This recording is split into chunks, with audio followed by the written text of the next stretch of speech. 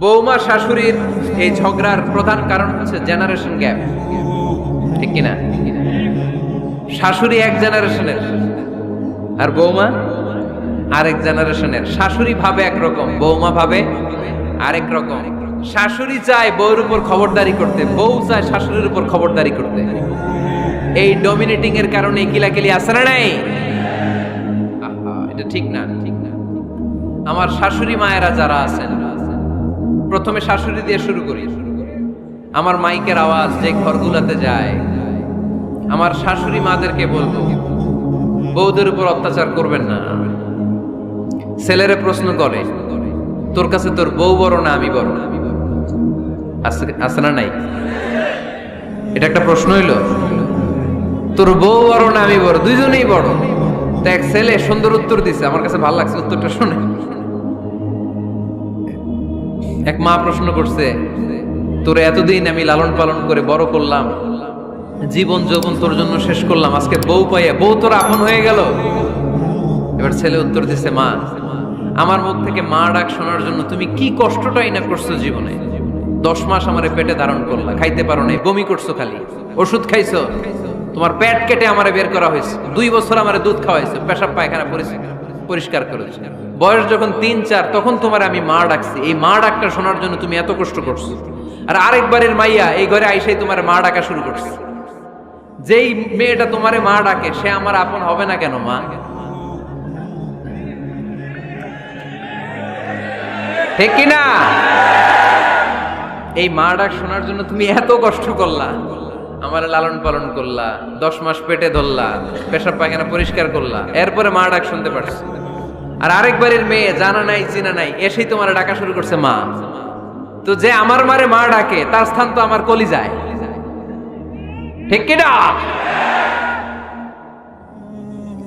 শাশুড়ি আম্মারা যারা আছেন, প্লিজ বৌমাদেরকে কষ্ট দিয়েন না। অনেক শাশুড়ি আছে পান থেকে চুন খসলে রেগে যায়, পদে পদে স্ত্রীর ভুল ধরে, বউয়ের ভুল ধরে, আছে না নাই? এটা করবেন না। সে তো নতুন, আপনার অনেক এক্সপিরিয়েন্স হতে তার সময় লাগবে। তাকে সময় দিন, তাকে ভালোবাসুন, ঠিক কিনা? না বুঝে সামান্যতে বৌমারে বদদোয়া দেয়, এরকম আছে না নাই? কিন্তু বুঝতে চায় না, বৌমারে যদি বদদোয়া দেয় তাহলে তার নিজ ছেলের পরিবারের ক্ষতি। পেটে ধরা যে ছেলে, ছেলের পরিবারের কিন্তু ক্ষতি, তার আপন নাতি নাতনিদেরই ক্ষতি। আওয়াজ করে বলেন ঠিক কিনা? বৌমাকে বদদোয়া দিয়েন না। বৌমাকে নিজের মেয়ের মতো দেখবেন। সমাধান আমি দিচ্ছি। কেমন দেখতে হবে? নিজের মেয়ের মতো। নিজের মেয়ে সকালে ঘুম থেকে ওঠে 11টা, ওইটা সমস্যা নাই। বৌমা কেন উঠলো না, ওইখানেই ঝামেলা, আছে না নাই? মেহেরবানি করে আপনার বৌমাকে আপনার নিজের মেয়ের মতো দেখেন। নিজের মেয়েরে যেমনি আদর করেন তাকেও অমনি আদর করেন। আপনার বৌমারে যদি আপনি কষ্ট দেন, মনে রাখবেন আপনার নিজের মেয়েটাও আরেকবারের বউ হয়ে কয়েকদিন পরে যাবে। আপনি যা যা করবেন আপনার মেয়েকেও তারা ওই রকম কষ্ট দিয়ে বাড়িতে ফিরিয়ে দিবে। চিল্লায় বলেন ঠিক কিনা? খবরদার, টিট ফর ট্যাট। ইটটি মারলে পাটকেলটি খেতে হয়। এজন্য শাশুড়ি আম্মা জানারা যারা আছেন, বৌমার সাথে খারাপ আচরণ করবেন না মেহেরবানি করে। তাকে আপনি কষ্ট দিলে আপনার নিজের মেয়েটাও আরেক বাড়ির বৌমা হবে, সেও ওই বাড়িতে এই কষ্টগুলো ভোগ করবে। এগুলো যখন আপনি শুনবেন তখন আপনার চোখ দিয়ে পানি পড়বে কি পড়বে না? পড়বে। এবার আসেন বৌমার কথা বলি। বৌমা যারা আছেন মেহেরবানি করে, বৌমা যারা আছেন মেহেরবানি করে আপনার শাশুড়ি আম্মাকে নিজের মায়ের জায়গায় রাখবেন। আপনার বাড়ি ছেড়ে নতুন বাড়িতে আসছেন, তো এটাই তো আপনার বাড়ি। আপনার মা রেখে দিয়ে নতুন মা পাইছেন, এটাই তো আপনার মা। তো ওনাকে মায়ের জায়গায় বসাতে আপনার সমস্যাটা কোথায়? বৌমারা খেয়াল রাখবেন, আপনি আপনার শাশুড়ির সাথে যে আচরণটা করতেছেন, আপনার শেষ বয়সে আপনার ছেলের বিয়ে দেওয়ার পরে যে বৌমাটা আসবে ওই আচরণই আপনাকে ফিরিয়ে দিবে। The nature has its own return. প্রকৃতির একটা মাইর আছে, এটা শেষ মাইর, এটা শেষ খেলা। প্রকৃতির খেলা বড় খেলা।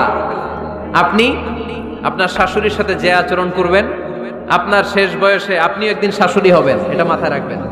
ওই আচরণই আপনি ফিরে পাবেন। আওয়াজ করে বলতে হবে ঠিক কিনা?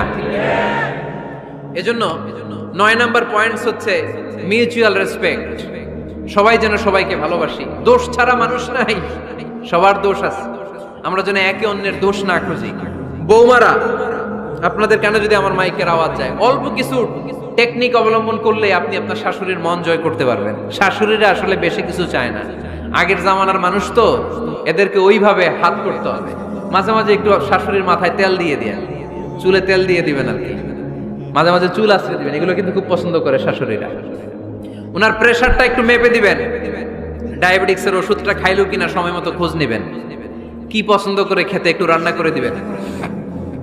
যেই বক্তার ওয়াজ শুনতে পছন্দ করে ওই বক্তার ওয়াজগুলো ডাউনলোড করে শাশুড়ি আম্মাকে দিবেন, ইসলামী বই দিবেন। দেখবেন বয়স্ক নারীরা মাহফিল যেতে খুব পছন্দ করে, ওয়াজ শুনতে খুব পছন্দ করে, নবীদের কাহিনীগুলো শুনতে পছন্দ করে। বসায় বসায় একটু কাহিনীগুলো শোনাবেন। বাইরে বেরোলে জিজ্ঞেস করেন, আম্মা আপনার কিছু লাগবে কিনা। আরেকটা টিপস আছে, চুল যখন আশ্রাবেন আর শাশুড়ির মাথায় যখন তেল দিয়ে দিবেন, তখন অতীতের কথা জিজ্ঞেস করেন, দেখবেন অতীতের স্মৃতিতে হারিয়ে গিয়েছে আপনার শাশুড়ি। কি জিজ্ঞেস করবেন জানেন? জিজ্ঞেস করবেন, আম্মা জান, মুক্তিযুদ্ধের সময় আপনার বয়স কত ছিল? ওই সময় মুক্তিযুদ্ধের সময় আপনাদের এলাকায় কি কি হয়েছিল মা? আরেকটা প্রশ্ন করবেন, মা বিয়ের সময় আপনি কেমন ছিলেন? ওই দিন দেখবেন বুড়ি আর বুড়ি নাই, জুয়ান হয়ে গেছে। ওই দিন বলবে, মা আমি অনেক সুন্দরী ছিলাম, আমার মাথায় অনেক চুল ছিল, আজকে নাই। আমগো গ্রামে আমার সাথে সুন্দরী মাইয়া ছিল না। অতীতের স্মৃতিতে, স্মৃতি হাতরাতে হাতরাতে তিনি হারিয়ে যাবেন। জিজ্ঞেস করবেন যে, মা শীতকালে আপনাদের দেশে কি পিঠা বানাতেন আপনি যখন ছোট ছিলেন, আপনার বাপ চাচারা কি করতো? এগুলো জিজ্ঞেস করলে উনি স্মৃতির পাতা হাতরাতে হাতরাতে চোখ দিয়ে দাঁড় দাঁড় করে ওনার পানি ঝরতে শুরু করবে। আপনার জায়গায়, ওনার হৃদয়ের মনি কোঠায় এমন জায়গায় পৌঁছবে, আপনার ছাড়া উনি কিছুই বুঝবে না।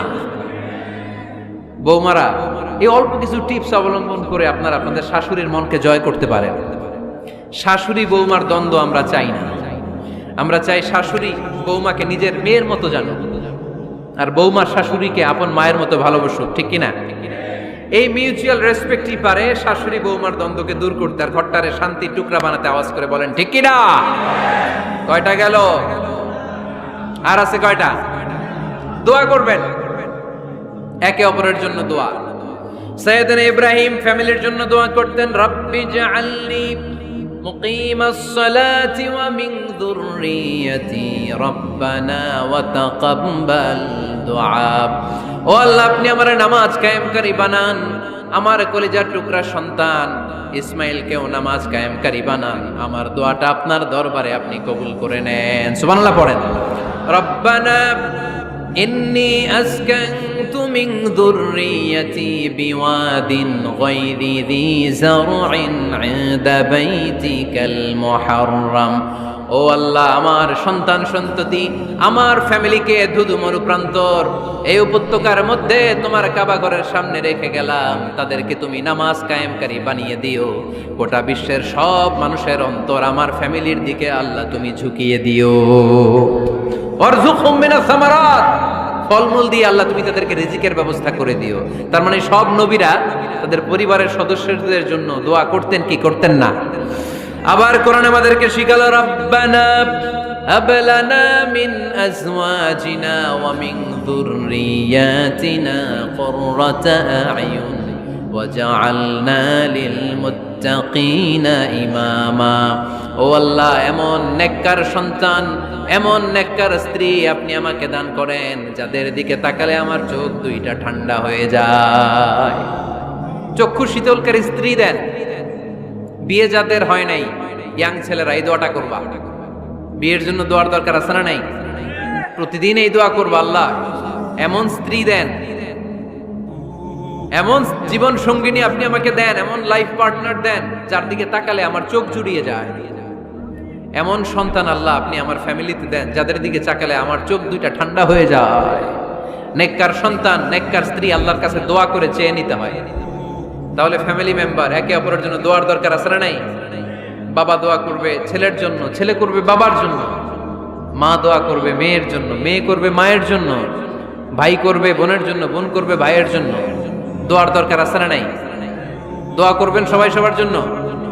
এই যে কোরআনের বঙ্গানুবাদ পাওয়া যায় না এখন, কথা বলেন। স্মার্টফোন আছে কার কার দেখি? হ্যাঁ, কারা কারা স্মার্ট দেখি? হাজার হাজার স্মার্ট, মাশাআল্লাহ। এই স্মার্টফোনের ভেতরে আল কোরআন নামে বাংলায় কোরআনের একটা অ্যাপস পাওয়া যায়।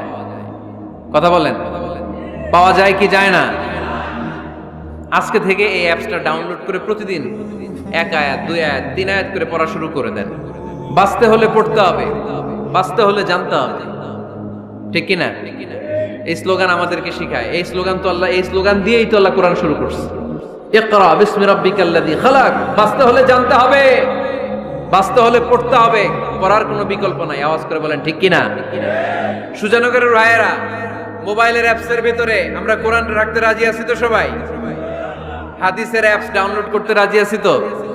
বাস রাজি আছি, ডাউনলোড করে রাইখা দেবো, আর কেউ পড়বো না নাকি? হ্যাঁ, প্রতিদিন একটা আয়াত হলেও যেন আমরা পড়ি।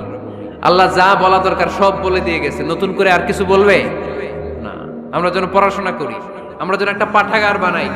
আবারও কখনো আসার সুযোগ হইলে আমি জিজ্ঞেস করবো, যদি আমার মনে থাকে যে আপনাদের পাঠাগার আছে কার কার ঘরে, সেদিন সবার হাত তুলতে হবে। এমনি পারা যাবে তো?